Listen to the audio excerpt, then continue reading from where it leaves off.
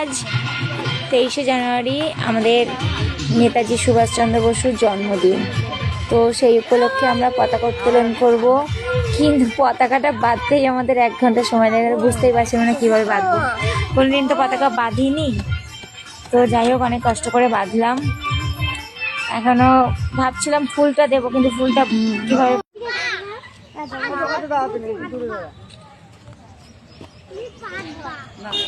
সবাই বন্দে মাতরম বলবি, গোল করে দাঁড়া সবাই। চরিখন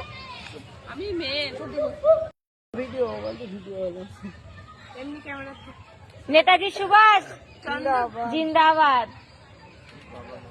নেতাজি সুভাষ জিন্দাবাদ, বন্দে মাতরম। জনগণ মন অধিনায়ক জয় হে, ভারত ভাগ্য বিধাতা, পঞ্জাব